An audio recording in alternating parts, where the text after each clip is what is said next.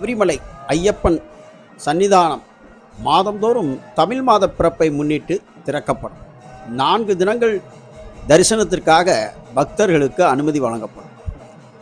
வரும் வைகாசி மாதம் 1ஆம் தேதி மே 15 முதல் 16, 17, 18, 19 இந்த தினங்களில் சுவாமி தரிசனத்துக்கு பக்தர்கள் அனுமதிக்கப்படுவார்கள்.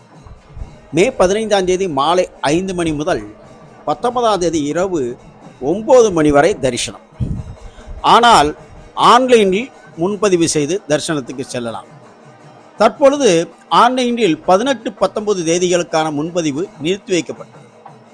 என்ன காரணம் என்று அறிந்தபோது ஐயப்ப தேவஸ்தானம் கூறியதாவது, வருகின்ற 18, 19 தேதிகளில் தரிசனம் பக்தர்களுக்கு கிடையாது, தடை செய்யப்பட்டுள்ளது.